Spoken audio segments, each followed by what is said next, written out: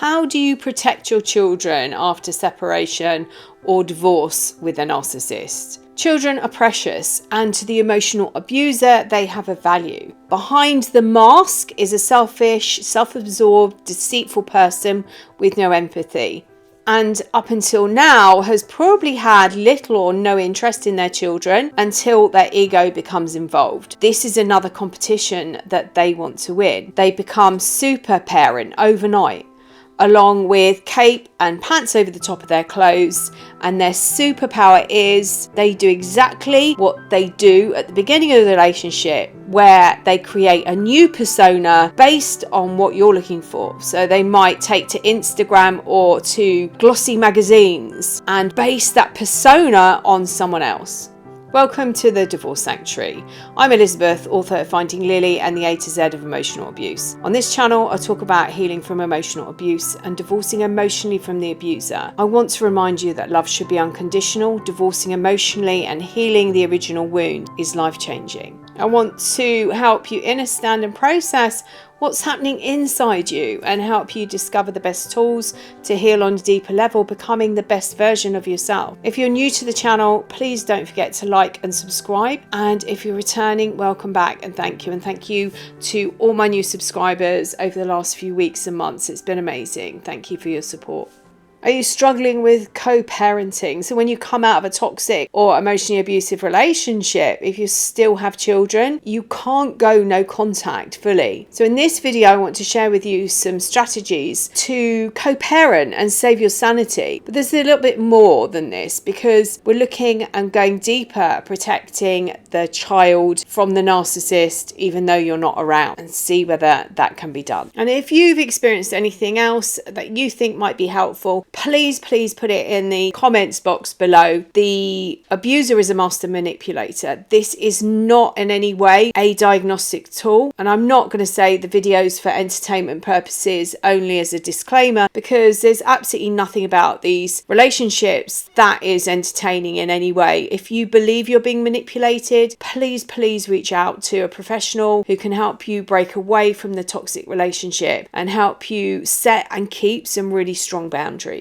When you think about family units, you might have a vision of a strong unit taking care and supporting each other, each one being equal and deserving. But this isn't always the case. And when this occurs, it causes trauma, much like a physical wound. But this seems to go unnoticed. I call these the original wounds. The original wound is what makes the abuse in our adult relationships feel okay. Healthy people do divorce. Relationships end for lots of different reasons. And these couples will continue to work with each other to ensure that their children have a healthy upbringing. They may feel the child or the children are better seeing two healthy, happy parents living apart than two unhappy parents living together. And towards the end, I'm going to share with you some strategies that might help you and your children now and in the future. It's really important, and it's the worst thing. You leave a relationship knowing that your children are still in contact with someone who you've experienced as emotionally abusive. Separating and divorce changes the dynamics of your relationship, but it's important to remember you are not a team. You might start to see that you have never been one before. You might be aware of the games that you didn't see when you were in the relationship. You will not be able to come together for the children. The emotionally abusive parent will always see the child or children as tools to manipulate you. They are not mature and they are not responsible adults. They have no respect for anybody else. And if you allow this abuse to continue into this dynamic of the relationship, the children will be used by your ex, who has probably had little or no interest in your children until all of a sudden their ego becomes involved. And this is another competition that they want to win. When you're co-parenting with an emotional abuser, the children are used against you. So this parenting strategy helps parents attain a level of independence where they may never felt they've previously had, and it helps build a framework for healthy boundaries in shared parenting moving forward.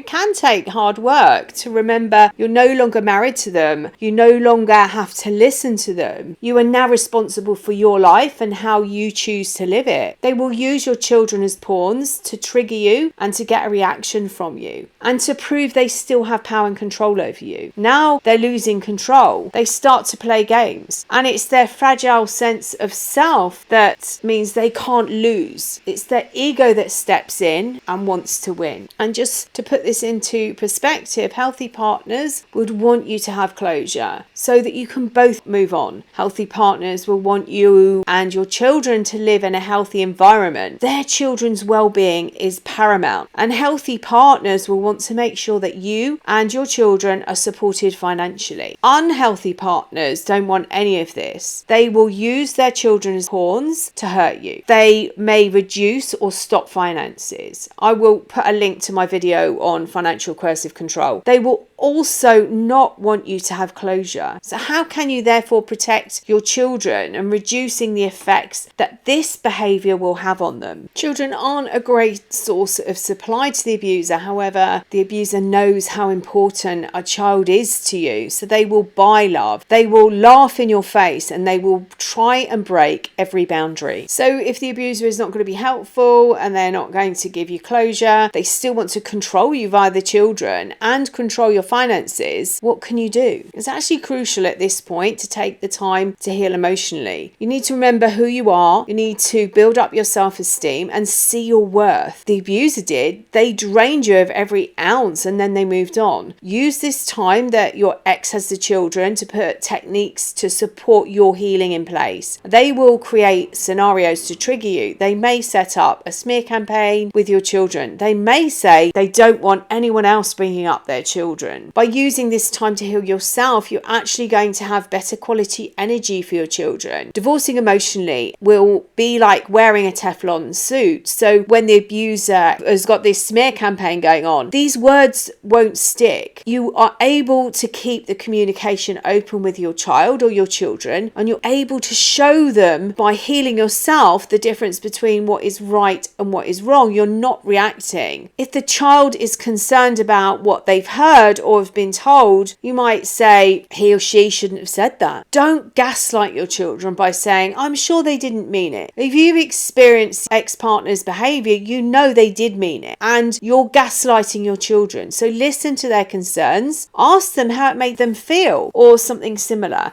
and validate their emotions. You might have experienced this if your siblings have said to you that a parent didn't mean what they've said and that they really did love you. You might have gaslit yourself, repeating what you've heard from the abuser, or they were only kidding. They didn't really mean the words they said, but deep inside you know they did. Or questioning how a person can love you or claim that they love you but behave in this way towards you. And there might be other emotions that you're experiencing, like guilt about leaving and leaving them with the abuser, or the time they have to spend with the abuser now. You didn't intentionally go about finding a partner to marry or to move in with and have children with that was abusive, but you can help guide your children into becoming balanced and empowered adults. You can heal your wounds. You will experience various different emotions, including a need for justice. Use the time to heal. Loneliness is another big emotion when you come out of these relationships. You've been taken away from the support unit and you wake up one day, the relationship's over and you've got no one around you. This is a crazy and scary time for any child, no matter what age they are. And when the emotional abuser loses, it creates an injury. Their ego is damaged if you left them, or they walk away telling a very different story. Explain to your children, if they're at an age that they can understand, that divorced people don't see things in the same way and that they might hear things that are different to what you say. Give them an open door so that they can come to you with any question. Also, when the abuser loses parenting time, this can add to their injury, and in an attempt to protect their ego, they can turn this into causing alienation, and without without any thought for their children's well-being. It hurts watching your children pull away from you and towards the abusive parent. Create routines, a safe space for them. So when they're with you, give them the time to readjust. Perhaps when they come back, they go to their rooms, they take their belongings, or maybe have a routine with colouring or a creative activity when they get home. This is great to help them process. Or what about as they get older, perhaps preparing a meal together? These activities create a container that will become a safe space for them. It's also important that if the child talks about behaviour, you don't gaslight them. Create boundaries, as you might experience your children behaving in a similar way to your abuser. Explain the behaviour isn't acceptable. This is a confusing time for them. They've witnessed your ex speaking to you in that way or behaving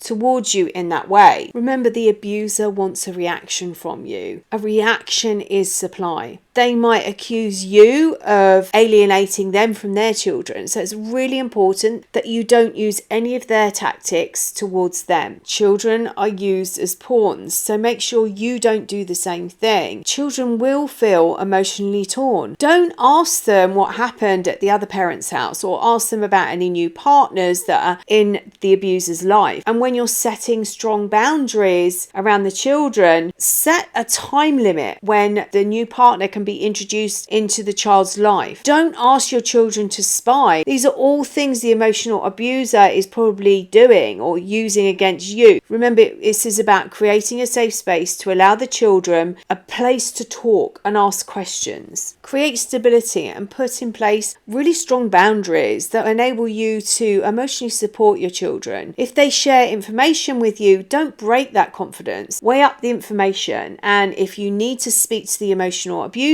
about your concerns, carefully assess the information. You don't want to be breaking the confidentiality and putting the children in a position where the trust is now compromised. Another area that will really help support your children while they're away is having a really comprehensive parenting plan. It's not just to help you, but it's actually going to be the backbone of this new relationship. By putting everything in writing, nothing can then be misinterpreted. So this includes things like Christmas and birthdays. What happens on Mother's Day or Father's Day? What will you do for weddings that you've all been invited to, or family events or parties? It sounds really obvious, but actually takes a lot of pressure off. Everyone knows what they're doing. Expect a request to change, but by keeping the boundaries secure and tight, you're actually helping your children. It might not feel like it. It might feel weird holding these boundaries, but in the long run, when you're explaining to a child who believes that you're being unfair to the other parent, you're able to point out that the parenting plan is something that you've agreed together and you've both negotiated. Make sure you cover everything from authorizing medical procedures and to financial costs of uniforms and the education, maybe meetings, awards at schools and things like that. What about parties? Who takes and picks up if it's a point of exchange? By having all this in place, you limit the pressure that's put upon the children. Think of everything that you would need to make a decision on. Sit back and look at all the events that have happened over the last 3, 6, 9 months, even a year. Get it all written down, and then there's nothing to negotiate. What about changing times? What about exchanges of weekends where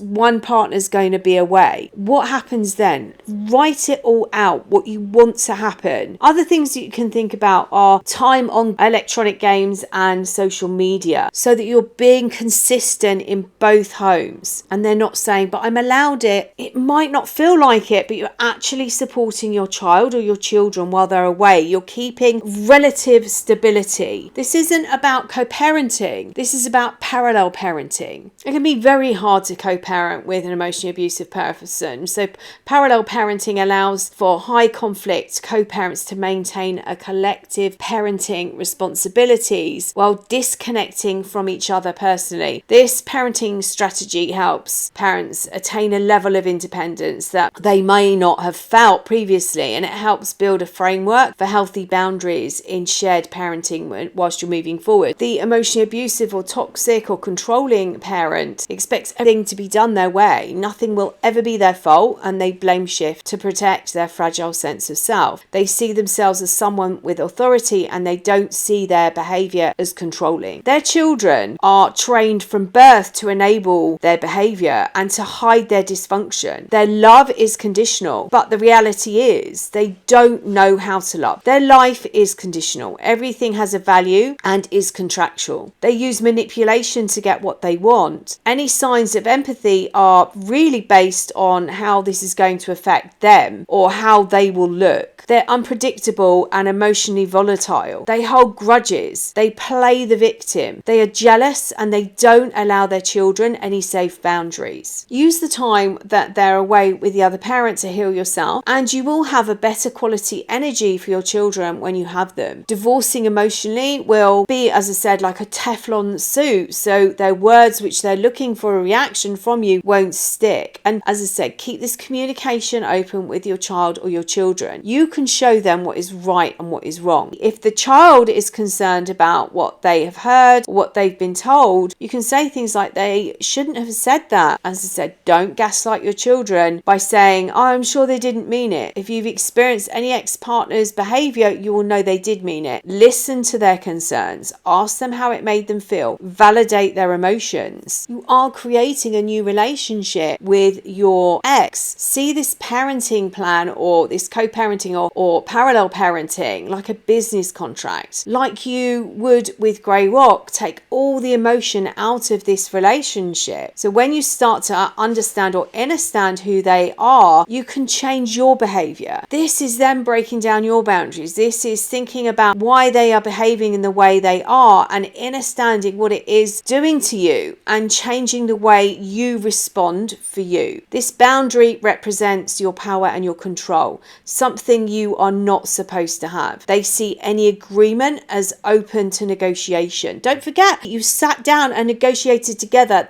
Doesn't matter. They will still see this as an open invitation to break it down. In their head, you didn't really mean that. Parenting plan? What parenting plan? The agreement is in place. They will want to change it. Money has been agreed. They will want to change the amount, the date of the payment, or withholding the payment. When you say okay once, this can be taken as an open opportunity to do it over and over again. You plan a weekend away. They can't have the children that weekend. Their car broke down. They'll be late with the payment. You might be upset over the time that your children stay with the abuser. The moment you start to claim back your power and start to live your life, you'll find that the agreement that you were so upset about changes. Not in every case. So the things that are really important to you become really important to them. However, if you show no emotion over it, they get bored easily and move on. Remember, you can't co-parent, but you can parallel parent. Treat this like a business transaction. Set clear boundaries. Remember, a boundary is an invitation. Do not break them. It can feel very lonely. Make sure you put in place a routine. Make sure you've got self-care going on. Take time out for you. Get your housework done while your children are away. This allows you quality time when they're at home. Ensure you have emotionally healthy people in your life who can act as role models for your children. Encourage active listening in your home. Create new activities with your children, new routines. Document any concerns. Notice patterns. This is really important. See the patterns. Make note of it. Every time they go to the parent, this happens, and their behavior is like this. Every time they get home, their behavior is like this. Always respond, don't react. Remember, the relationship that they have is with the children. It is no longer with you. This is not fair. Nothing about these relationships are or ever will be. But you can do your best to show your children how to be a healthier version and how not to repeat the patterns. One very last thing that I would like to add in when you're doing your parenting plans or your agreements, if you have a parent that sees the agreement as a way of controlling you rather than seeing it as helping the needs of their child, get some age stamps put into the agreement for review dates. This is really important. It's something I wish that I thought about, and it's something that as I talk to people and work with people, I always encourage them